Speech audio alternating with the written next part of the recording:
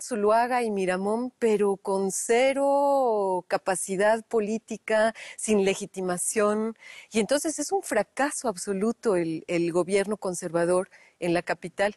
Y no olvidemos que este secreto monárquico, que era traer a un príncipe de España, fracasa por varios motivos. Por un lado, porque España entra en guerra, después porque se desata la guerra de Crimea, después porque España empieza a reclamarle a México incumplimiento de acuerdos, reclamos de sus habitantes, y entonces empieza a gestar el problema de la intervención. Todo esto se está dando al mismo tiempo que este país está sumido en la guerra civil.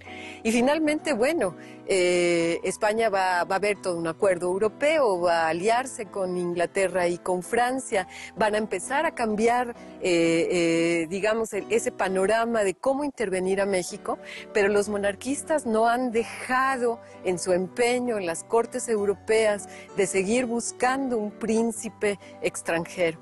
Por un lado los europeos y por otro lado los Estados Unidos dando un fuerte apoyo a los liberales y poniendo a los conservadores en el punto ya clarísimo de decir, tenemos, como lo había dicho Alamán, que frenar ese avance de los Estados Unidos. Y entonces de repente el pobre de México pues se ve enfrentado, ¿verdad?, a intereses extranjeros muy poderosos que van a actuar sobre su propia historia y sobre su propio devenir.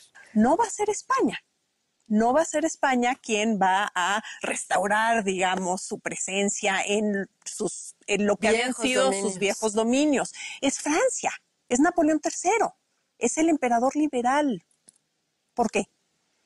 Mira, antes del primer paso de Francia, hay una cosa fundamental, que es que Maximiliano, no como emperador de México, sino Maximiliano como archiduque, va a recibir un préstamo de la banca inglesa.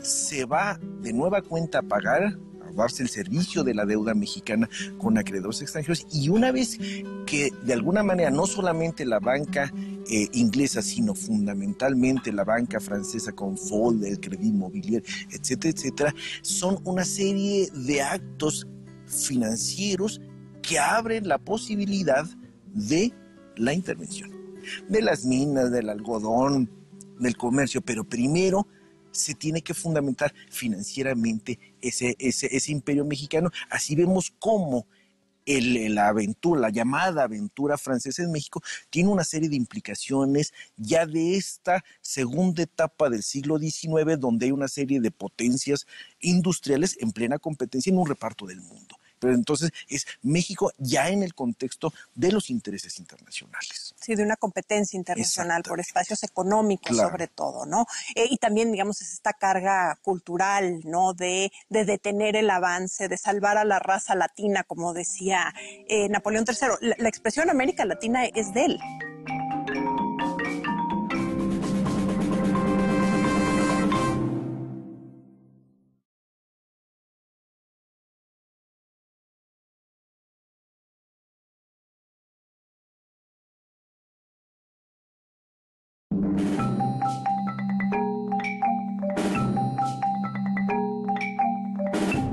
Así vemos cómo la aventura, la llamada aventura francesa en México, tiene una serie de implicaciones ya de esta segunda etapa del siglo XIX, donde hay una serie de potencias industriales en plena competencia en un reparto del mundo. Y también, digamos, es esta carga cultural, ¿no? De detener el avance, de salvar a la raza latina, como decía Napoleón III. La expresión América Latina es de él. Sé que es una cosa interesante, de detener estos sajones voraces a través de este régimen monárquico, con archiduque austriaco al frente, que va a detener el avance norteamericano con el apoyo francés. Ahora, el imperio de Maximiliano es un régimen que cuenta con el apoyo de los conservadores, de la Iglesia, lo cual nos parece lógico, pero vemos también una serie de liberales destacados que también participan en un gobierno monárquico. No de los radicales, no de los puros, moderados. Los moderados. Y entonces, ¿cómo explicamos esto? Bueno, Yo creo que ahí nos tenemos que fijar que Maximiliano muy pronto sorprende a los grupos que lo habían traído, ¿no? A los grupos conservadores y dentro de los conservadores a este sector de los monarquistas que, como bien ya comentó Carmen, están trabajando desde los 40 y 20 años después logran cometer su objetivo.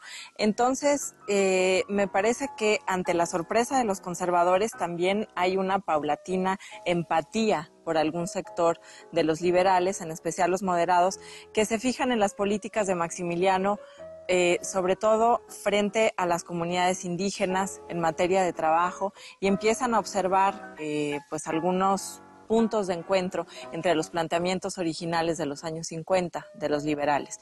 Ante la falta de espacios políticos hay un pragmatismo, por supuesto, del grupo de los liberales de montarse en este proyecto y de decir, de aquí soy, un poco también como de sobrevivencia.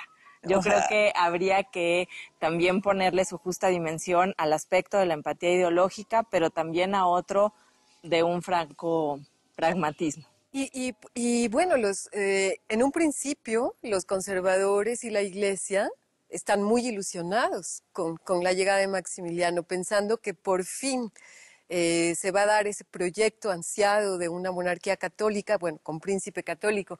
De hecho, eligen a un príncipe austríaco por varias circunstancias, pero primero porque no forma parte de las tres potencias aliadas, para que no haya una vinculación en ese sentido.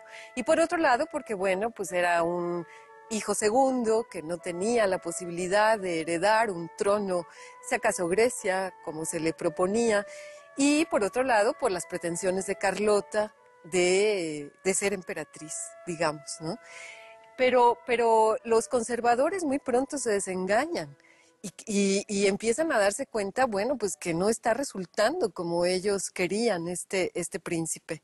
Y sobre todo con respecto a las mejoras materiales y a los cambios de esta ciudad ideal maravillosa que Maximiliano empieza a plantear en el país, ¿no? Y el propio Maximiliano tuvo pues muchos errores, ¿no? Cómo desconfiar del ejército mexicano, que finalmente va a tener que echar mano de él ya en circunstancias pues muy terribles para la defensa del imperio, en no haber confiado en los propios mexicanos para formar un gabinete que fuera realmente su apoyo, haber contado siempre con extranjeros antes que con los mexicanos. Cuando leemos ese famoso libro secreto de Maximiliano y vemos lo que opinaba incluso de muchos conservadores, pues 2 o 3 se salvan. O sea, realmente todos son corruptos o todos son advenedizos o todos están buscando la tajada del pastel. Sí. Realmente no pudo Maximiliano lograr un propio proyecto político. Y bueno, y estaba Juárez siempre defendiendo la soberanía del país, defendiendo la República Liberal, aunque tuviera que embarcarse y darle la vuelta por el Istmo de Tehuantepec y estar en Veracruz y de Chihuahua. O sea, finalmente el proyecto de los liberales nunca quita el dedo del renglón. Y ese es un punto muy interesante, ¿no? Y creo que pocas historias pueden contar como la nuestra, que hemos tenido 2 gobiernos, ¿no? Y 2 gobiernos tan distintos y tan peculiares cada uno de ellos, ¿no?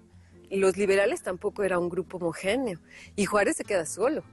O sea, todos los que habían sido sus grandes amigos, sus grandes apoyos, en el momento en que Juárez no renuncia al poder, y por cuestiones de que el país está invadido, de que hay crisis de soberanía, pues sigue ostentando facultades extraordinarias y no deja que otros, como González Ortega, por ejemplo, que dice, la Constitución que tú respetas tanto dice que suple al Poder Ejecutivo el que ocupa el cargo de la presidencia de la Suprema Corte. Y Juárez está aferrado al poder y ya sus últimos trayectos, pues los hace prácticamente solo, ¿no?